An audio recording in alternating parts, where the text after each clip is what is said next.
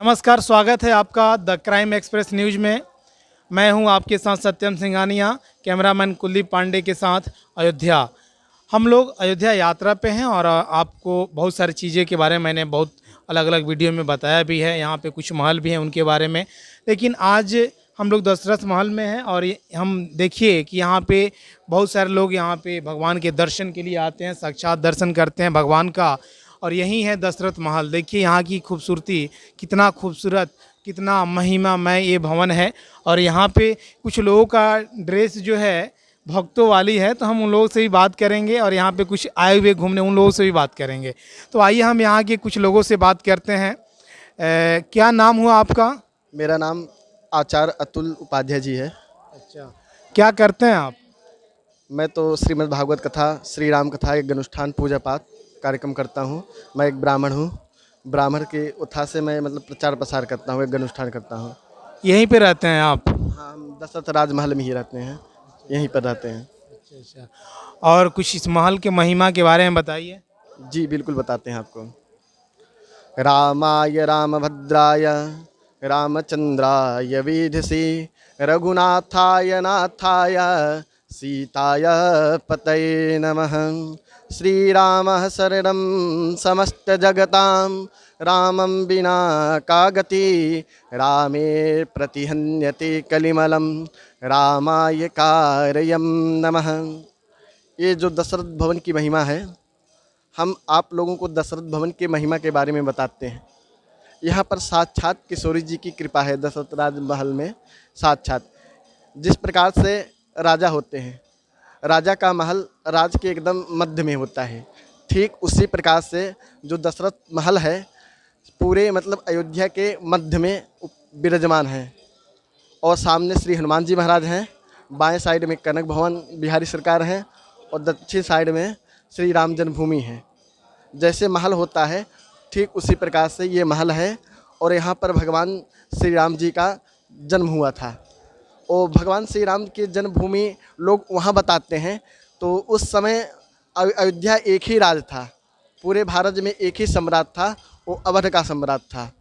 14 भुवन में तीनों लोकों में एक ही सम्राट था।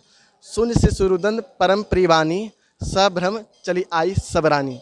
कहते कि जिस समय परिपूर्णतम परात्पर परमात्मा भगवान श्री रामचंद्र जी का अवतार हुआ, तो भगवान के अवतार को सुन करके जब दासियों को पता चला, तब वो जा कर के हल्ला करती हैं। और इस स्थान से सब स्थान जुड़े हुए हैं। जैसे कि महाराज दशरथ जी इसी स्थान में रहते थे और इसी स्थान में माता कौशल्या अम्बा, सुमित्रा अम्बा, कैकेयी अम्बा सभी लोग रहती थी। और भगवान का जन्म भी इसी महल में हुआ था। और ये जो राम जन्मभूमि है ये महल के अंदर आ जाता है। मतलब कि उस समय भगवान का महल बहुत बड़ा था, दशरथ जी का राजमहल बहुत बड़ा था। तो महाराज यहाँ बैठते थे और कि प्रजा का पालन करते थे और न्याय करते थे। जो होता था वो महाराज बताते थे। ठीक उसी प्रकार से भगवान के जन्मभूमि से ये जुड़ा हुआ है। जैसे कि भगवान श्री राम के जन्म के कारण कि जब दशरथ जी यज्ञ करवाए, पुत्रेष्टि यज्ञ किया, तो पुत्रेष्टि यज्ञ में उन्होंने मख भूमि पर यज्ञ किया था। और मख भूमि मखौड़ा धाम यहाँ से 25-30 किलोमीटर है, वो इस स्थान से जुड़ा हुआ है।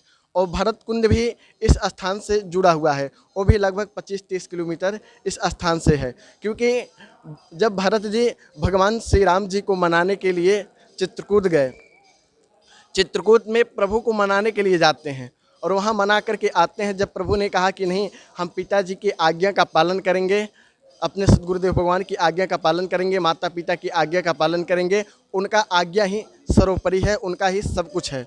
जब वो इस प्रकार से कहे तो भरत जी वहाँ से प्रभु के पादुका लेकर के वहाँ पर भरत कुंड में आए और वहीं पर प्रभु के पादुका को रख करके और भगवान का प्रतिनिधित्व किया। बोले कि प्रभु, हम आपके दास होने के नाते हम आपका राज संभाल रहे हैं। ऐसे भरत जी भगवान के राज को स्वीकार नहीं किए। बोले कि राजा आप ही रहेंगे, लेकिन मैं आपका प्रतिनिधित्व करूंगा। और अयोध्या की महिमा जितना कहा जाए, इस महल की जितनी महिमा कहा जाए उतना ही कम है।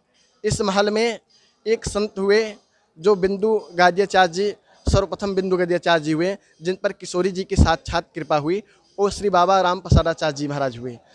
वो भगवान के बहुत बड़े भक्त थे, इतने बड़े भक्त थे कि भगवान के लिए वह सब कुछ अपना जीवन न्यौछावर कर दिए थे।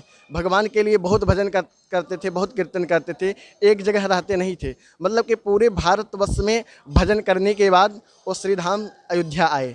अयोध्या देखिए कितने अच्छे से भगवान के बारे में ये बता रहे हैं। और अभी हम और यहाँ पे एक और महाराज विराजमान हैं, इनसे भी बात करेंगे। आपका क्या नाम हुआ? जी, आदित्य के साथ शास्त्री जी महाराज हैं।